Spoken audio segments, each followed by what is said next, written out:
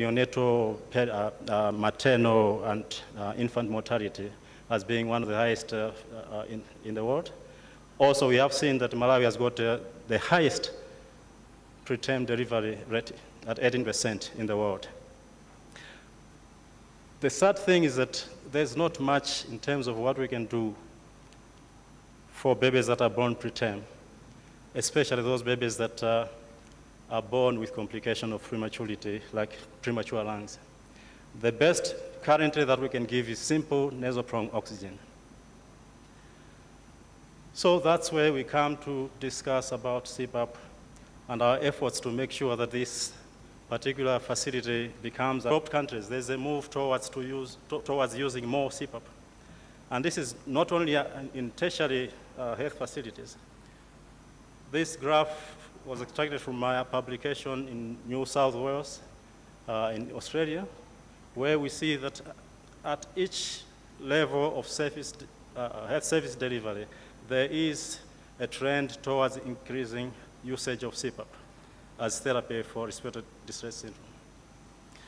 We have drawn our inspiration from a recent review article that was published from the States that has shown that historically, in the US, they have been able to improve survival in preterm babies with severe respiratory distress syndrome from 0% to 25%, and then 70%, then 85% upon successive introduction of therapy.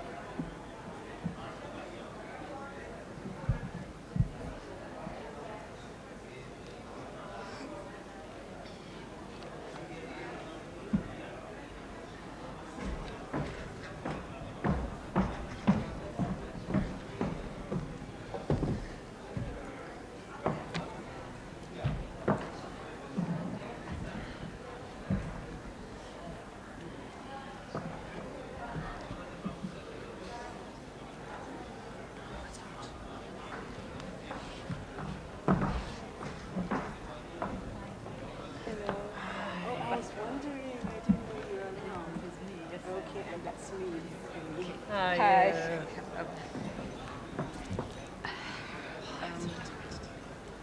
We'll have our timekeeper there. I think she'll be flagging up.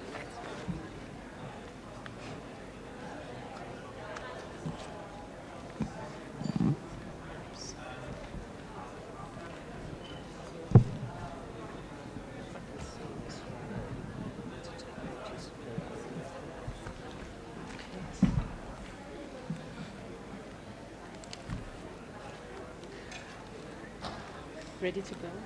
I just realised that that's right, I need to take this on to me just in case.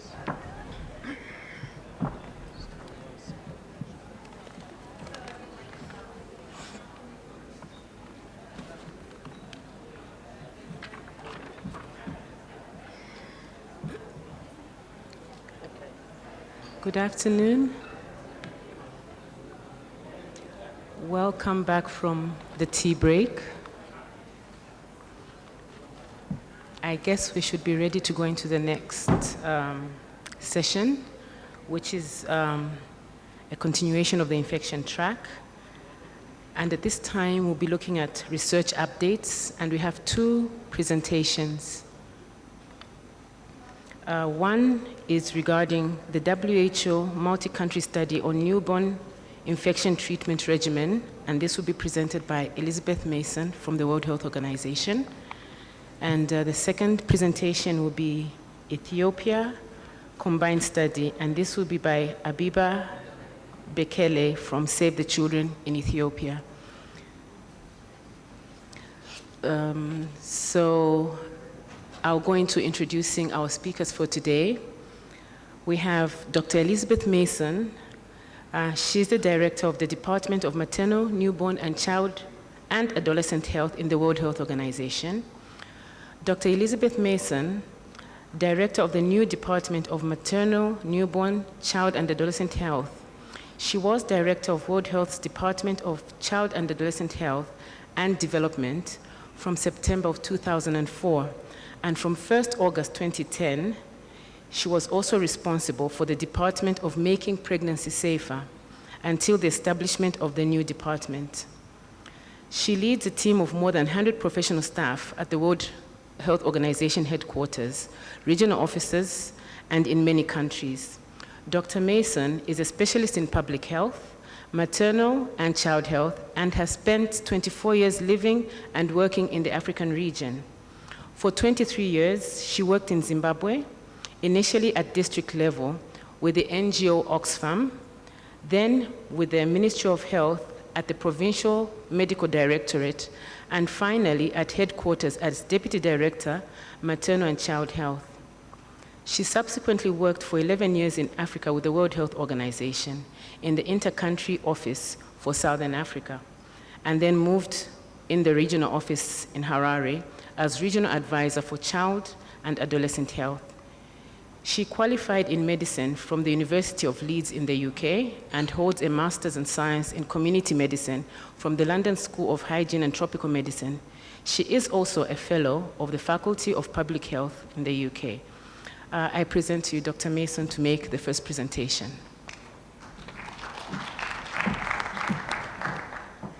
Thank you very much. And I'm very happy to be back with you this afternoon.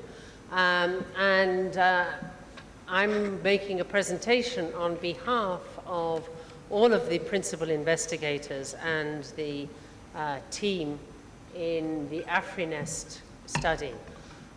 They are all actually having a meeting in Geneva this week, and so none of them are able to present themselves. And I hope that I'll be able to answer the questions, but I know a few of the study members may well be amongst the audience. First slide, please. So the AfriNest investigator group, as you can see here, from the DRC, one group from Kenya, and from Nigeria. And the aim of this study is to replicate in the African context the very successful studies on home-based treatment of sepsis that have actually taken place in several countries of Asia and have been the basis for sepsis. So for the next slide, the context of the studies are twofold. One, we have facility-based care, and secondly, we have community-based care. We have, hang on, I've lost my slide. Sorry. First of all, we have the study sites, the three studies, as I've already mentioned, in DRC, Kenya, and in Nigeria. And the study population is 300,000, 350,000, and 600,000 in each of the sites. And I can guarantee you they are extremely rural sites. And the staff member, Nigel Rollins, who visits the DRC, routinely has to go by internal plane, then by boat, and carry the fuel with him that enables the last step of the transport to take place. So these study sites are extremely difficult to get to. You can see there the number of expected births per year and the number of expected sick young infants. Next slide. So the primary objective is to evaluate this simple, safe, and effective antibiotic regimes, and as I've already said, to really replicate the studies that have been done in Asia in the African context. Next. So the context of the research in the program setting is the facility-based care and home-based care. So the facility-based care, facility-based births, the babies go home after delivery, and then also a second arm, the home births, and again, home-based care. The community health workers have to find the births, so they actually make visits during pregnancy to monitor and to encourage the woman to take antenatal care, and also to identify around about when they're going to be delivering. They then make visits after birth to give guidance and to give health promotion to the mothers, but then they identify any signs of illness and empower families to identify any signs of illness and promote care seeking amongst those. Secondly, the other group is babies who are taken voluntarily by the mothers to a facility, and the sick young infants are then seen by trained health workers in the facility using the IMCI with the newborn component from birth onwards, and those are categorized according to IMCI algorithm, whether they have normal or mild illness, or whether they are referred to hospital. So each of the arms of the study, they have routine assessments through IMCI guidelines. Next study. So the study design is a randomized trial. It has open label equivalence with 2 strata, and the strata of the babies, they are either in one arm is referral and is not accepted. They have a clinical severe infection or fast breathing only, and those babies are enrolled into the study. If they're critically ill, they're not enrolled into the study, but they are actually offered treatment and are given treatment if they are not able to be referred and if referral is not accepted. So in the design of the study, the critically ill children are not just left and moved out, they are actually given treatment. The ones that are included in the study, whether they have clinically severe infection or fast breathing only, are given outpatient management. And they are given treatment with a simplified antibiotic regime on an outpatient basis, and I'll talk about that in a minute. Next slide, please. Okay, so looking at inclusion criteria, you can go down. There is a first study which is clinically severe infection. And in the clinically severe infection, there is one or more of the following signs. They've stopped feeding well, they have movement only when stimulated, they have severe chest indrawing, and the temperature either over 38 or under 35.5 degrees. And the second study is for fast breathing with respiratory rate 60 or more per minute, but none of the signs of severe infection. So exclusion criteria for the first study is signs of critical illness. So as I said in the previous slide, any baby that is critically ill is actually not included. And the study for fast breathing, any signs of clinical severe infection, they wouldn't be recruited for the fast breathing study, and again, critically ill infants.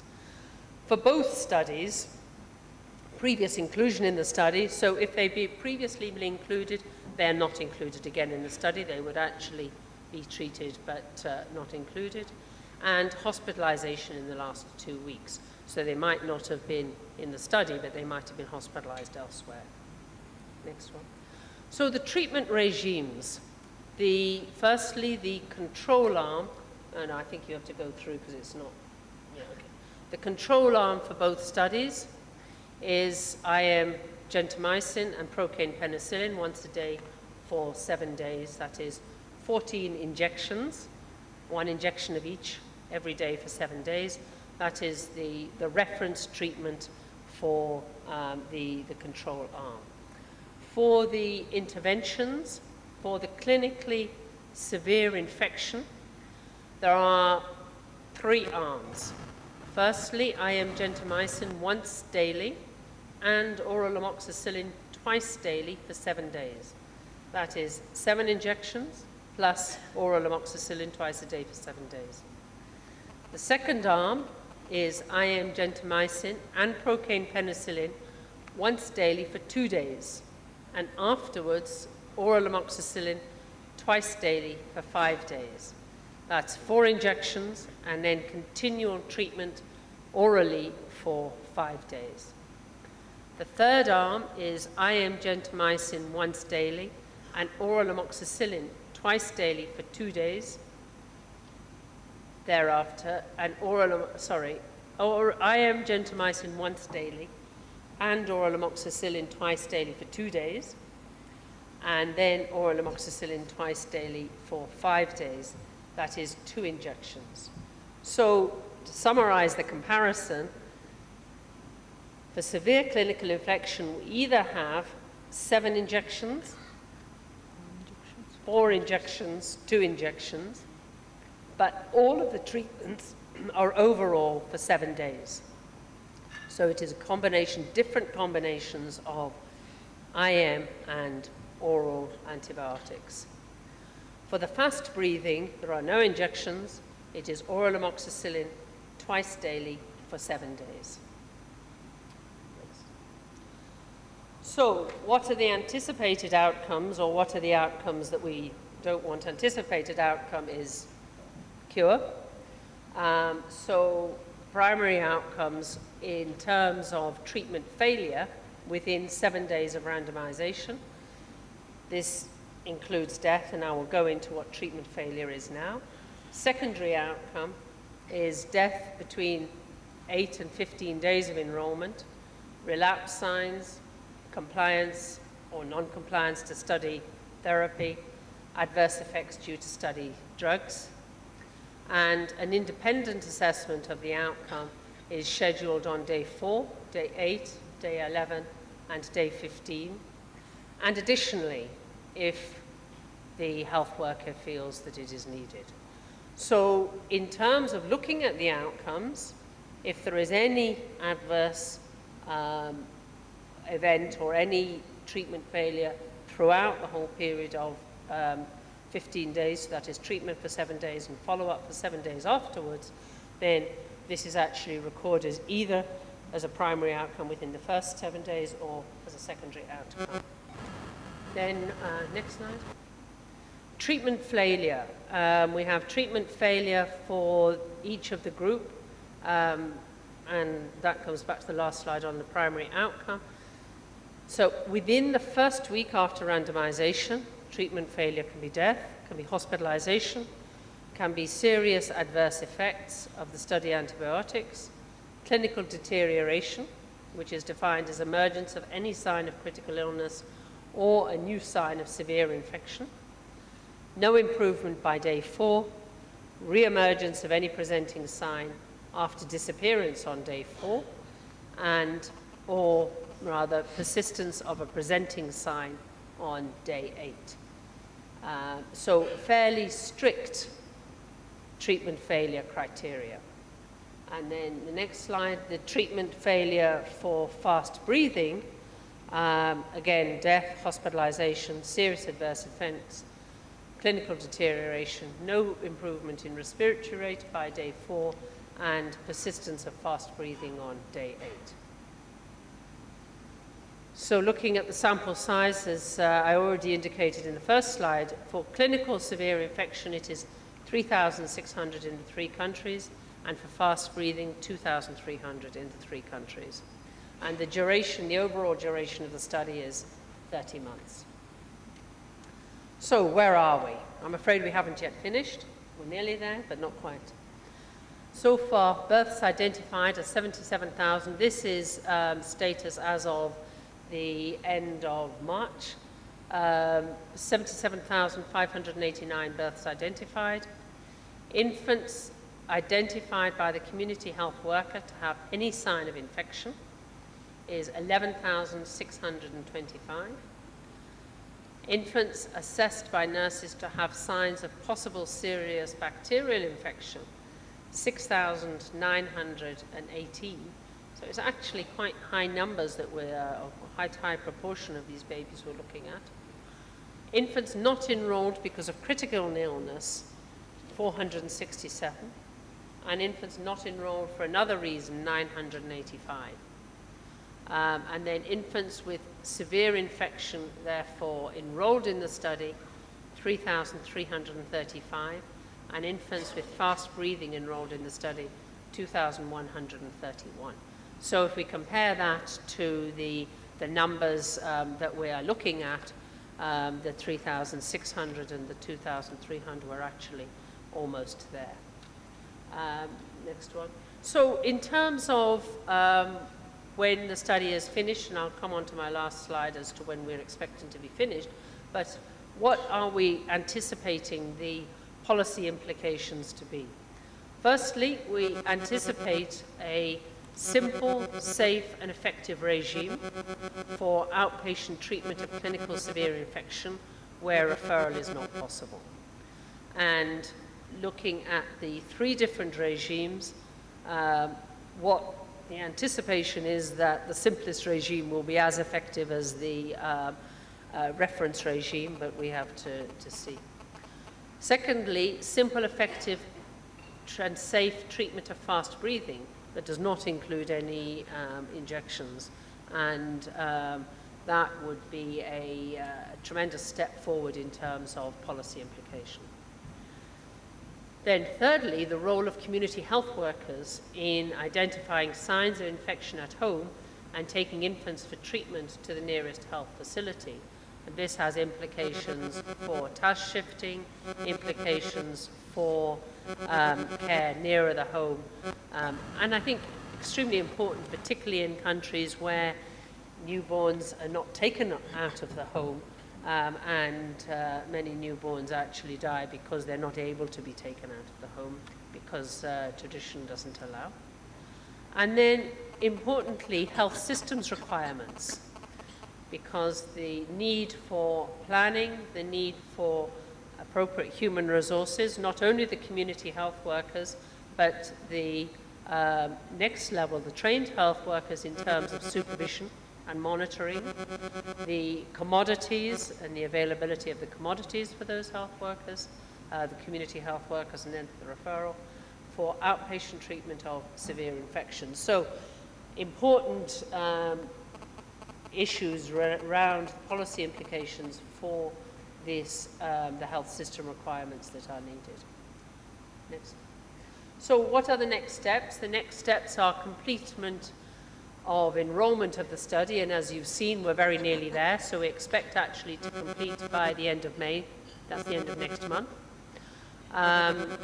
So expected follow-up and data collection should be finished by June, given the 2-week follow-up. Data entry, completion and cleaning is expected to be undertaken July through August, and then data analysis and report writing through September, and dissemination of the results by November this year.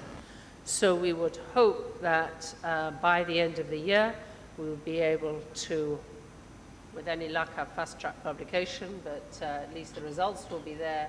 We'll be able to look at fast-track and be able to move this into the policy realm.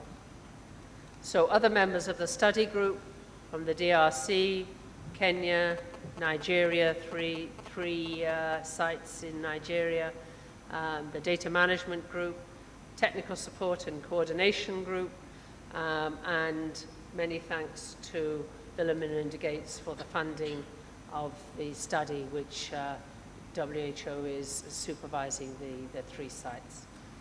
Thank you very much indeed for listening. Thank you very much, Dr. Mason, for that update. We'll move on to the next presentation. I'll request that for those of us who may have questions, we keep note of these, as we'll allow questions at the end of the next presentation, and also get questions from outside this room. So for the next presentation, we have Dr. Abiba Bekele Ayele, who is the Director of Program Implementation Strategy with Save the Children in the Ethiopian Country Office. Dr. Abiba Bekele is a medical doctor by training with masters in public health and a master's in medical anthropology. Abiba has more than 20 years of work experience in public health with a focus in sexual reproductive health, HIV and AIDS, MNCH, and nutrition program design and implementation. She also has experience in research, program development, and policy advocacy. Abiba joined Save the Children at the end of 2011 as Health and Nutrition Unit Head for Save the Children USA, where the Saving Newborn Life program sits in. She is currently the Director of Program Implementation Strategy at Save the Children and also manages the Saving Newborn Lives Combined Trial. Dr. Abiba, please. Thank you for the introduction. Good afternoon, everyone. I will be presenting on the community-based interventions for newborns in Ethiopia randomized controlled trial. We have acronym DIT Combine. And this project is part of the Saving Newborn Lives program implemented in Ethiopia by Save the Children and funded, as you know, by the Bill and Melinda Gates Foundation. And I'll be making this presentation on behalf of all the big team members of Combine back home, and also some of them here who was part of the research design. So briefly, I'll take you through some of the data on neonatal survival in Ethiopia. Then we'll directly go into what the objectives of the Combine are, what the intervention entails, some of the lessons and the results we have so far, the opportunities and the challenges. To start with some of the newborn survival related indicators in Ethiopia, this you have been seeing it from other countries as well, beginning yesterday. There has been a remarkable decrease in all levels of childhood mortality in Ethiopia. Infant mortality rate reduced significantly over the 20 years period of the 3 DHS periods. Over the under 5 mortality reduced at the same rate, but neonatal mortality is reducing very slowly. And currently it accounts for about 33% of the mortalities. And again, when we look at the pace of the reduction, 1 to 59 months reduction has been at 5.5% annually, but neonatal mortality rate reduction has been about half of that annually. And we have estimated 81,000 neonatal deaths on annual basis. And this you have also seen from yesterday's different presentations as well. The three major causes of deaths accounting to about 90% of the newborn deaths in the country are infection, intrapartum related, and preterm birth related complications. Looking at the service coverage trends, these are some of the service statistics I pulled from the three DHSs, the 2000, 2005, and 2011. As you see, there is some level of improvement in the different service areas, including contraceptive prevalence rate, antenatal care, and exclusive breastfeeding. But delivery by skilled birth attendants and postnatal care has remained very low over the three DHS periods. And to kind of give you a little bit background to set the stage for the country is very large with 86 million, about 86 million population. And about more than 80% of the population lives in rural areas. It has a very diverse geography with very low geographically, like at sea level, flat areas, and also high mountainous areas in the country. About 10% of the population in the country is pastoralist, and more than 80% of the deliveries happen at home. So you can see the low-skilled birth attendants coverage and postnatal care. So going into combine, what were the objectives of the community-based interventions we are implementing? Given the majority of births happen at home with virtually no early PNC, the need for community-based strategy to address healthcare needs of neonates was very clear, and Combine was designed with this in mind, and also to address one of the major causes of neonatal mortality in Ethiopia. It focuses on infection.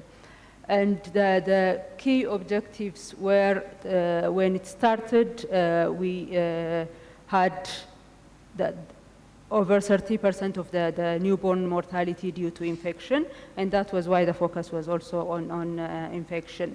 It is a randomized control trial. It has two arms, intervention and control. It's being implemented in about 660,000 population clusters divided into control and intervention. And it's designed and powered to measure impact on newborn mortality. And the key objectives were to measure impact on newborn mortality of one is when the strengthened health extension program is implemented in the country to address newborn care as per the government policy, which is assess, classify, and refer newborns and sick young infants to the next level of care, no treatment for sick young infants and newborns at community level. And the next objective is to manage newborn sepsis with antibiotics by health extension workers at the community level. To give you a little bit background of the health extension workers and the health extension program, because I will be in the subsequent slides talking about the health extension program. The health extension program is a key government vehicle, so to say, of delivering primary health care services close to the homes for the rural majority. It is a key healthcare delivery system at the primary healthcare unit level that provides a package of basic promotive, preventive, and selected high-impact curative services, including ICCM, but not newborn and young, treatment for newborns and young infants. And there are two health extension workers. These are high school completed girls who are trained both in theory and practice for 1 year, and are assigned at a health post level to work in the community of an average of 5,000 population, and they are supported by what we call the Health Development Army. These are community members or model females in the community deployed to teach their neighbors in a 1 to 5 network and mobilize the community to improve health behavior and practices. And So this is a picture of a health post, a typical health post and the health extension workers, young girls. So what did Combine do? The key Combine interventions were basically two. One is strengthening the implementation of the health extension program for maternal and newborn care. This is already what the health extension workers are supposed to do, but we strengthened that program, which I'll elaborate in the next slide. And the second one is improved the health extension workers' ability to capture and manage cases of severe neonatal infections at community level when referral was not possible. So what do we mean by strengthening the health extension program under Combine? This is basically tightening the link between the health extension workers and this community health development army members I mentioned earlier. And it involves structured home visits during pregnancy and postnatal period. And in addition to tightening the link, it includes training of health extension workers and also this health development army, or we call female community health promoters or development team leaders, to identify sick young infants, strengthening the supportive supervision and mentoring of these cadres of workers after the training, ensuring availability of supplies, and also improve documentation and use of data at their level. So in terms of strengthening, the pregnancy home visit package includes 2 visits by the community health promoters, or these health development army members. 1 visit as soon as the pregnancy is identified, and 1 visit at around 8 months of pregnancy, and another visit by health extension workers. And these visits focus on counseling on benefits of antenatal care, recognition of danger signs for the mother and the newborn, birth preparedness and planning, essential newborn care, and notification of labor or soon after delivery for these volunteers or health extension workers. And in terms of the postnatal visit package, it's 2 visits by the health extension workers in the first week of postnatal period, on day 1 and day 4, and 3 visits by the health development army members in the first week, in day 1, day 3, and day 7. In low birth weight babies cases, 1 extra visit, and there is 1 additional visit also on the 29th day by these community members. And again, the package of this visit includes more or less the same: counseling and support for essential newborn care, assessing the newborn and mother for danger signs, referral for illnesses, and sepsis management of newborn by the health extension workers if referral is not accepted. This happens in the intervention arm of the study. So in terms of the community management, the second objective, the community management of newborn sepsis under Combine, it is based on identification of danger signs and when referral is not possible. So all identified newborn sepsis cases are offered referral at first, and when referral is not, because that is the government policy, and when referral is not possible, then the health extension workers will provide will treat the cases. And this is based on daily injectable gentamicin for 7 days, and twice daily amoxicillin at home by the mother for 7 days. And for very low birth weight babies, it is administering the first dose and refer to higher level facilities, to the next level facility. So the combined newborn sepsis management is based on what we call the 4Cs model, because of, as I mentioned earlier, a very high level of home delivery, low awareness of danger signs, and also low literacy, and a lot of seclusion of mothers and newborns soon after delivery. Home visits are very essential and critical steps for this program. And we use this 4C model. The first one is contacting all newborns. The contact means all newborns have early contact with health extension workers or the 1 to 5 network leaders. And then capture all cases of severe infection in newborns. These are identified either by the health extension workers, by families, or by the 1 to 5 network leaders. And then once identified, they are provided with care, which means antibiotic treatment as appropriate when referral is not possible, as soon as it's diagnosed. And then the fourth C is completion of treatment, full 7 days course of antibiotics by the health extension workers. And as you see, this model is an integral part of the maternal newborn health continuum of care because it starts from the pregnancy. It starts from identification of all pregnant women to make sure that we have contacted all newborns. We start from the identification and registration of all pregnancies, and then continues with antenatal care, counseling, and the things I showed in one of the slides in terms of the pregnancy visit. And then it includes immediate labor notification, early contact with all newborns with postnatal visits. So it's part of the maternal newborn continuum of care. It's not a newborn focused intervention per se. So looking at a summary of the routine data, we haven't yet finalized the research. We are currently, as we speak, conducting the inline census survey, and data collection will be finished end of June. We will probably have some kind of preliminary report September, November, December, around the last quarter of the year. But based on routine data, this graph shows deliveries identified and postnatal visits within the first 2 and 3 days at that community level. And the expected pregnancy was determined based on the baseline data we collected at the start of the research. And as you can see from this slide, health extension workers and community health promoters were able to identify, reach more than 80% of the pregnancies based on the expected pregnancy we determined earlier.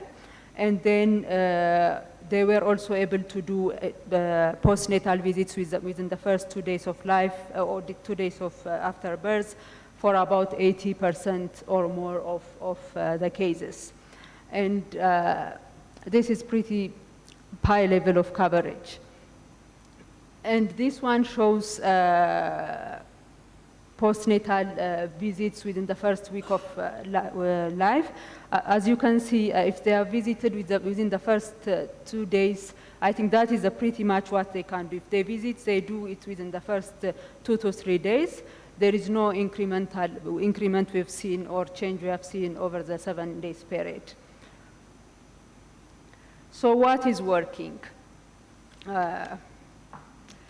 In terms of the lessons we got from the implementation so far, there is high level of pregnancy identification, notification of delivery, and conduct of early postnatal home visits by health extension workers and 1 to 5 network leaders.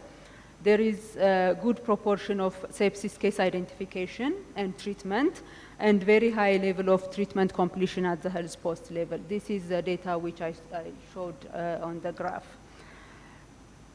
There is also very high motivation of health extension workers to provide the services because they are primarily focused on prevention and promotion, and the addition of this in their package has increased their kind of respect within the community. They are trusted because they provide treatment for sick children. Family referral of sick neonates is there, and it shows us that there is improved awareness about neonatal danger signs. And male involvement is also there in changing some of the norms through community and religious desserts. These things are some of the lessons we have learned. In terms of the challenges, I mean, these are challenges you have been looking yesterday and probably from today's presentation. It's not very typical for Ethiopia alone. We see them in many other countries. From the demand side, there are cultural practices preventing families from taking newborns out of the home in the early period of their life, and that makes it very difficult for them to access health care. There is very poor awareness of newborn illness and its seriousness. There is also very low value or belief in the modern healthcare, especially for newborn illnesses. And from the supply side, these are the usual suspects: access-related barriers, human resources, issues related to logistics and supplies. What are the opportunities for scale-up? We have a very strong community platform. The Health Extension program is a huge platform we have currently. The Health Extension workers are government employees, salaried through the government system. We have over 35,000 of them everywhere in the country. We have implemented ICCM across the country, so the newborn sepsis management is going to be added on that, and the platform, we believe, has the capacity to add on this additional intervention. What is being done under the Forces model is strengthening the primary healthcare unit, and that is critical to needed, or one of the essential aspects of the health system at community level for effective referral and support. And in terms of the demand, we believe that the Health Development Army and the counseling by health extension workers, since the Health Development Army is currently being rolled out, that has a potential to improve the demand. And as I showed in one of the slides, this is an integral part of the continuum of care. It's not really specific newborn sepsis management focused intervention. So the combined strategies fit very well into the government platform and strategy. So this has not been a parallel system, and that was not the intention even from the outset. So community management of neonatal sepsis has a potential to save many newborn lives in the Ethiopian context. That's what we have learned, and we can conclude from the combined study. And these are our collaborators. Thank you.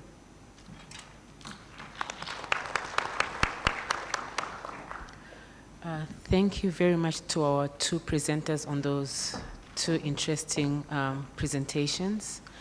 At this point in time, I would like to invite questions, both from the webcam as well as from the floor. So if you have your questions, you are invited to come to the microphones and present your questions.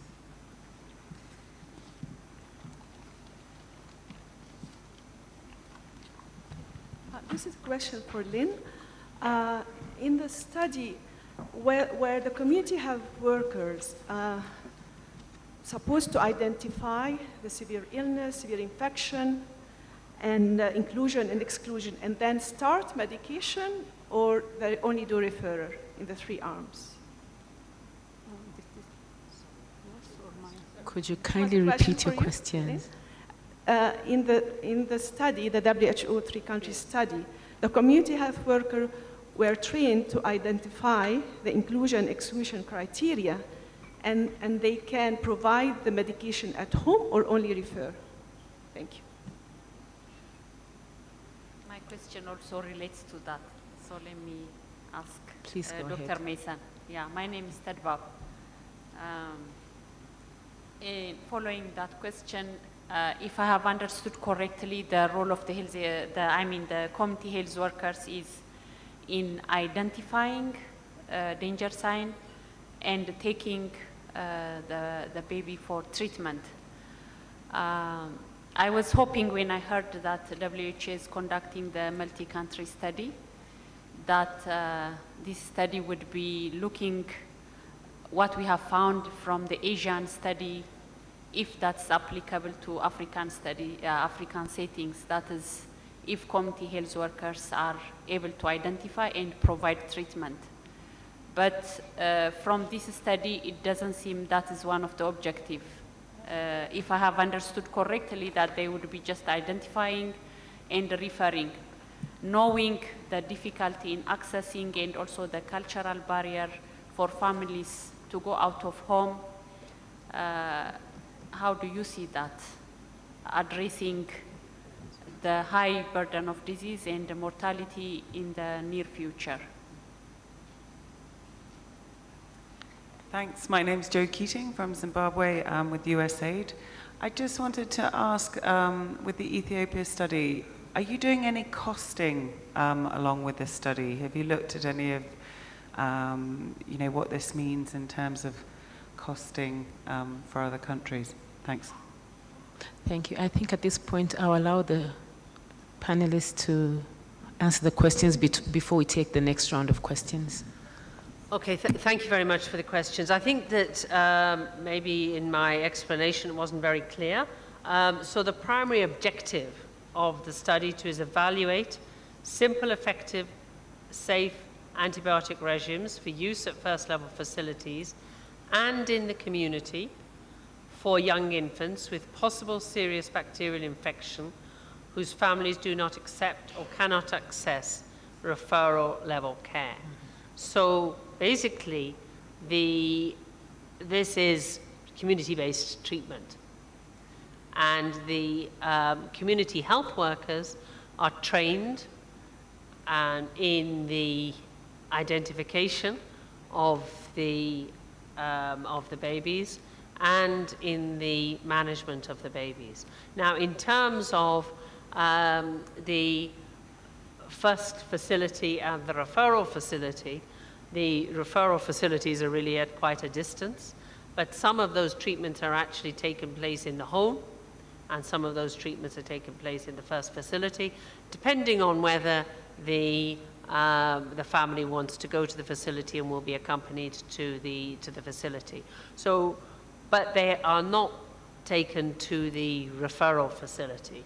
So they are treated within either the first level or in the community. So I think your question saying, is this a replication? It is a replication of the studies in Asia to see their applicability to the situations in Africa in terms of the management and whether the management can be in the home or whether the management is at the first level facility. The current guidelines actually saying that the first level facility should refer to the referral center, giving the pre-referral treatment, and actually should refer to the referral center.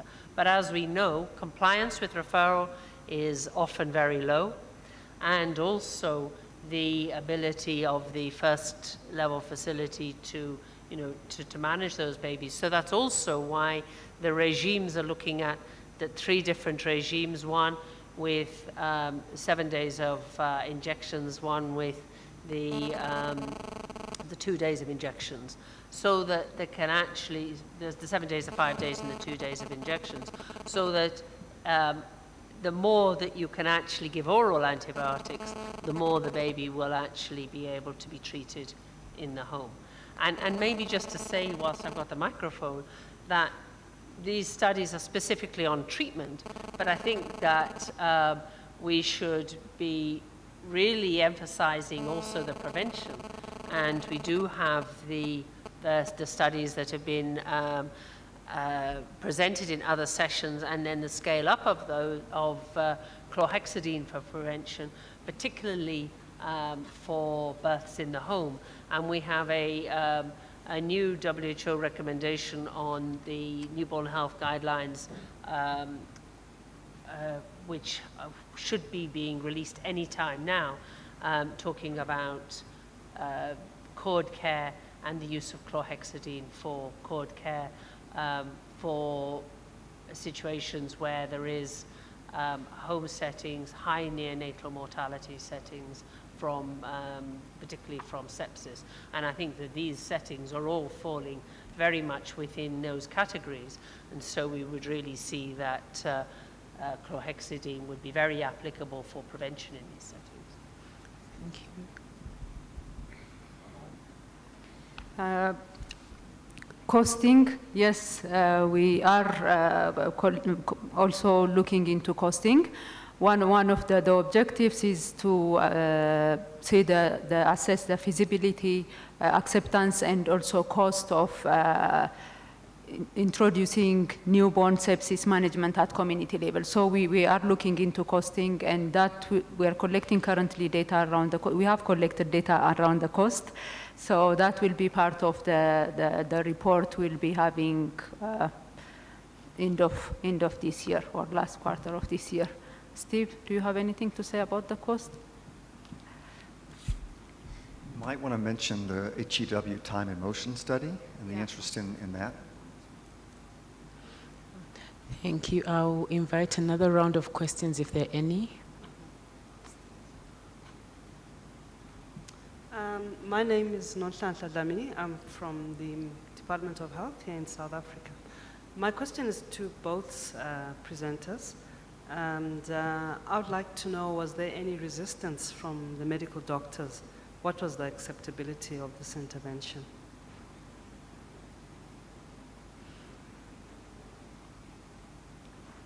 My name is Bogale from Ethiopia. I thank both presenters for a very clear presentation. I just want the WHO presenter.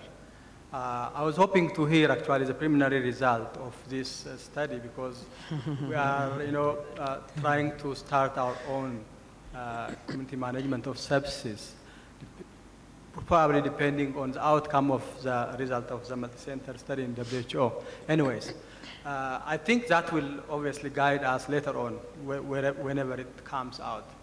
But for now, my question is, you have excluded sicker babies. Are we going to design different protocol? You have presented, 3 or 4 options, which are very good ones, but the sicker babies are excluded. But in reality, we are going to face sick babies, much sicker babies at the community level. So are we going to follow one of these, options for these babies when, when it happens later on? Thank you.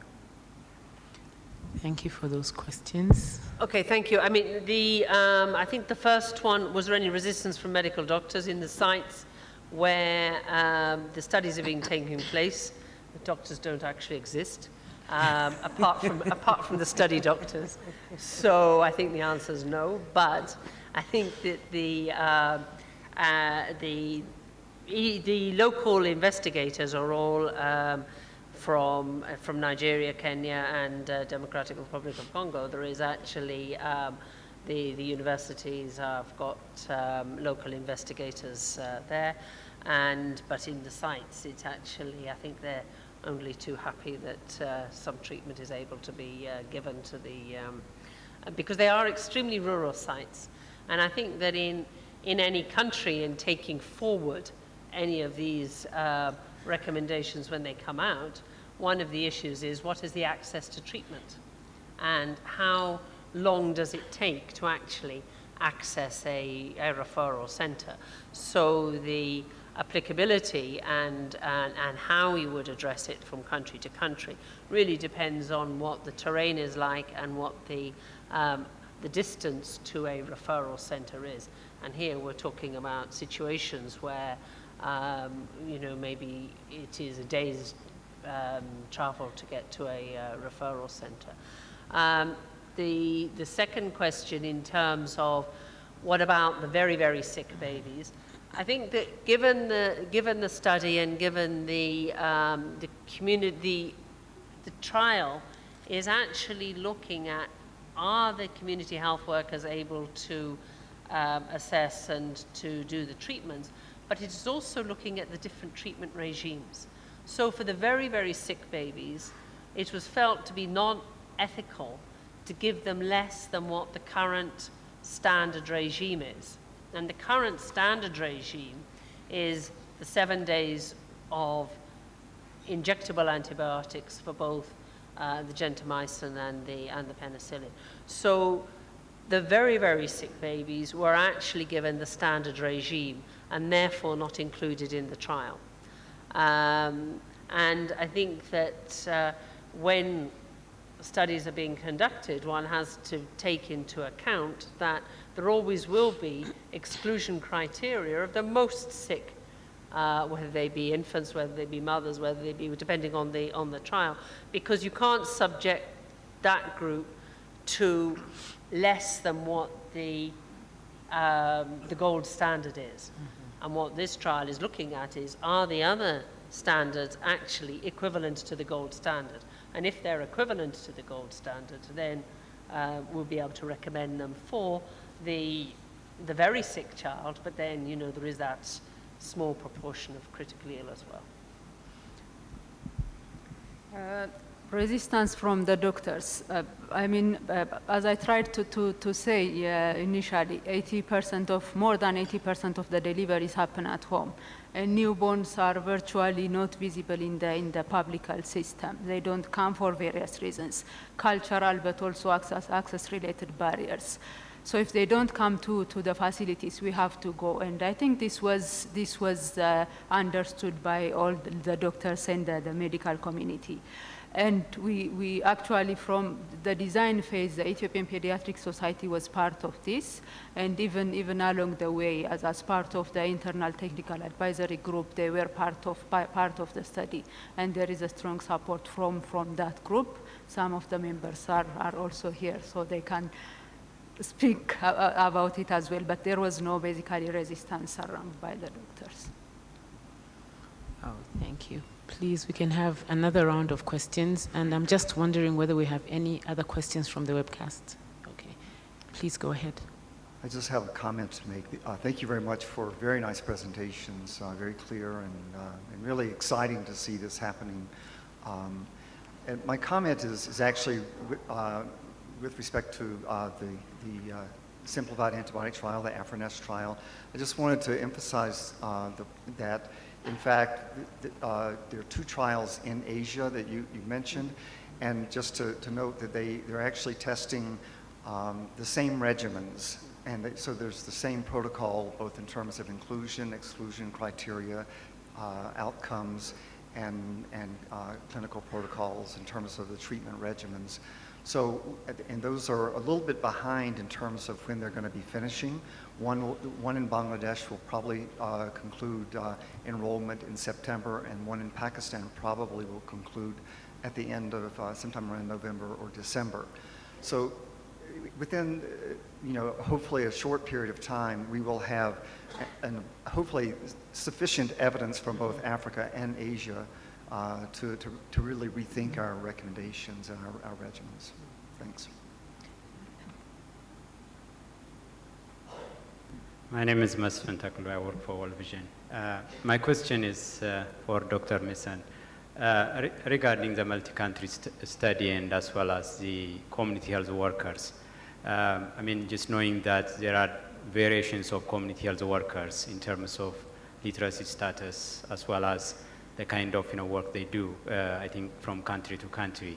So for this study, has there been any standardization in terms of what we mean by CHWs in terms of their profile or qualification? I think the Ethiopia presentation shows the health extension workers are highly skilled, like 12 high school graduate, which is high literacy level, so which is managing neonatal sepsis. But for the multi-country study, has that been part of the equation? Thank you. I'm going to ask Sachos in the room to help me in terms of the basic qualifications of the community health workers. But what I can say is that the community health workers were all trained to a standard protocol, and they were actually trained in IMCI, community IMCI. They were trained in the home-based care. They are very well supervised. They have all of the drugs that they need to have, and they are able to have communication with the facility. So I think in terms of your question, we can answer the sort of are they the same across the different sites? They're probably not the same across the different sites, but as I mentioned in the presentation, the health systems context is extremely important. So if, as and when the recommendation says, yes, the community health workers, if they are well trained, well supervised, have the supplies, then they would actually be able to undertake this treatment.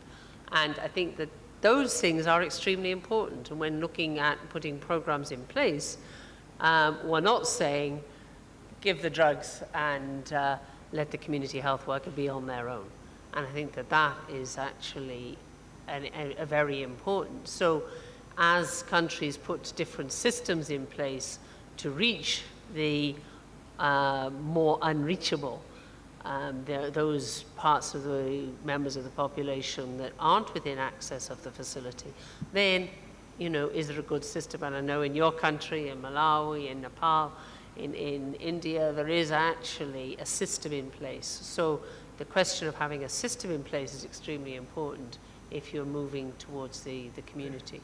But maybe, Satya, you could just answer in terms of the background qualification or the background training of the community health workers.